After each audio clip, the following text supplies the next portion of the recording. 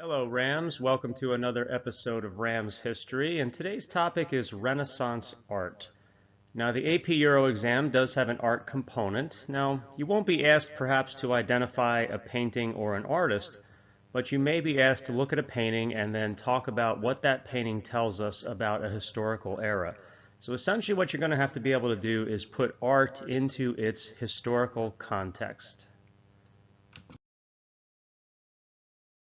Now, medieval art to our modern eyes is very plain. It's rather two-dimensional. The figures don't look very realistic. In terms of subject matter, medieval art almost always deals with religious themes, and certainly to us, we've seen much more interesting things. Wow, what a contrast. Now, this is Renaissance art. This is the School of Athens by Raphael. Look at the bright colors, the realistic figures, the depth, the symmetry, the balance. I mean, this painting just really pops. It's a huge contrast to what was seen during the Middle Ages. And let's take a look at what makes Renaissance art so characteristic.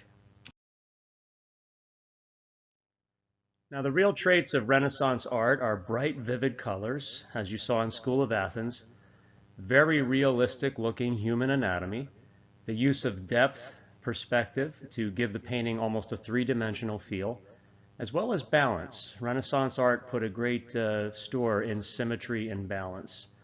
Now, as far as themes go, remember the Renaissance is humanist and secular, so a lot of the themes are not religious. They deal with themes from antiquity or perhaps Greek mythology, sometimes portraits of individuals.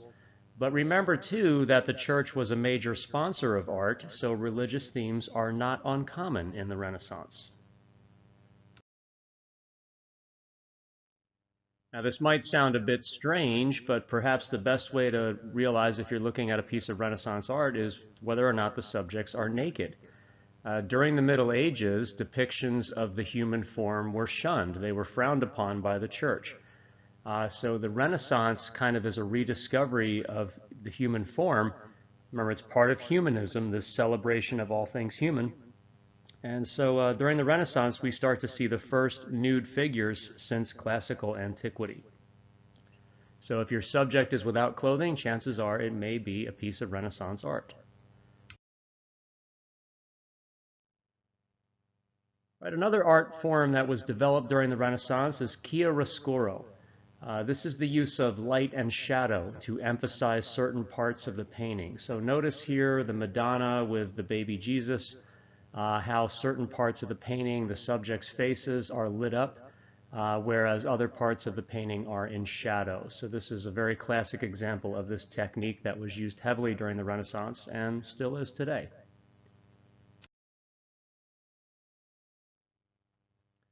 Another Renaissance technique is contrapposto. I notice here David, how he is standing sort of with all of his weight on one foot. His body is kind of reclined backward.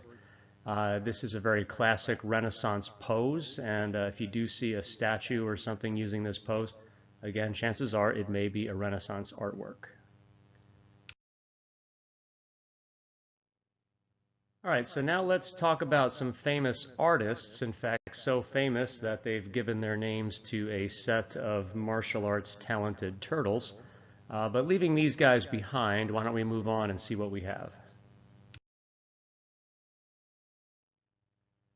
Now, Leonardo da Vinci is perhaps the classic Renaissance man. He was an engineer, a scholar, a writer, a painter, a sculptor, and he was very good at all of these things.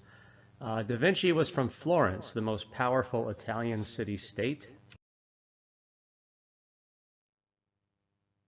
Of course, the classic Leonardo da Vinci painting of the Renaissance is The Last Supper. This is the portrayal of the moment when Jesus told his disciples that one of them would betray him. The emotion depicted on the faces is very moving and very realistic. Now, Leonardo was doing some experimentation with this painting. He was painting with tempera paints on dried plaster. Fresco painting was usually done on fresh plaster. As a result, this painting has been a challenge. It's been cracking and flaking, and preservationists have had a very difficult time trying to conserve it, and hopefully they've been able to do that.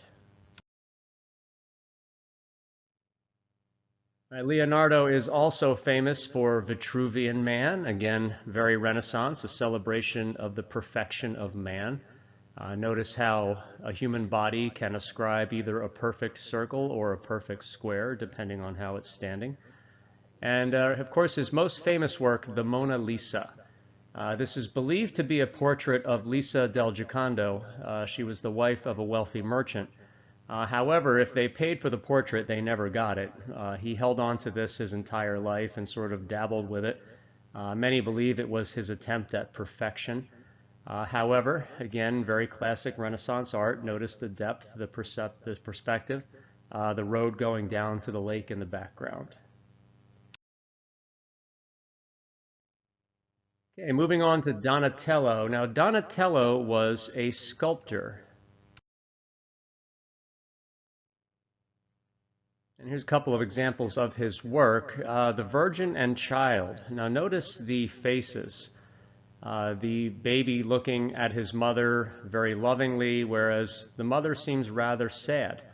It's almost as if she knows the fate that awaits her son, of course, the fate of the crucifixion. So the emotion in the faces is very realistic. He also did David, another interpretation of that. And David is unique because it's actually the first freestanding nude statue since antiquity. Again, during the Middle Ages, the church frowned upon nude depictions of the human form. All right, moving on to Michelangelo, considered by many to be the greatest painter of all time. Now, Michelangelo's greatest work, perhaps, is the Sistine Chapel in the Vatican. This depicts various scenes from the Bible. So why don't we zero in on a particular frame of the Sistine Chapel? All right, this is called the creation of Adam, and notice God is reaching out to Adam, giving him the spark of life. Notice, however, though, that their hands are not touching. Been a lot of debate about this. Did he perhaps mean to show that God and man are not equal? Or is this a very Renaissance portrayal in the sense that Adam is exercising his free will as a human being? Because he does appear to be the one who's sort of holding back.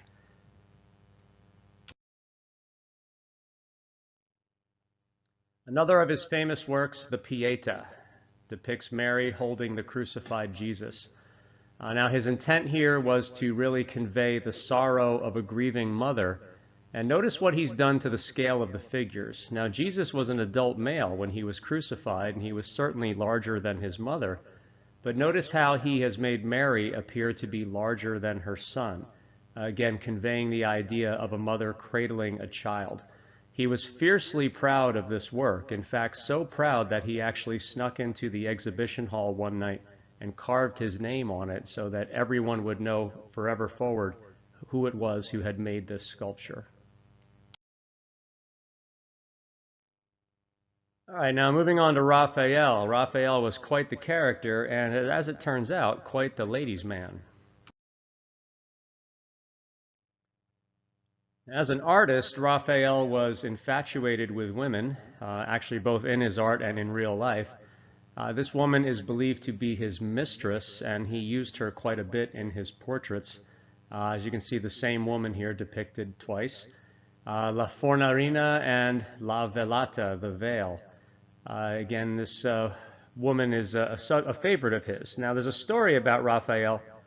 Apparently, he was working on a subject for a wealthy benefactor, and he kept sneaking out to visit a woman. I don't know if it was this one or another one. This benefactor decided, I guess the only way he was going to get his project done was to convince the young lady to move in, which he did, and presumably that way Raphael was able to focus more time on his work and get it done. All right, so let's move to the Northern Renaissance a little bit and talk about some of the art from that era. Now, as far as differences go, Italian Renaissance art, again, tends to favor classical mythology and religious scenes. Northern Renaissance art, on the other hand, features domestic interiors, portraits, and yes, again, some religious scenes as well.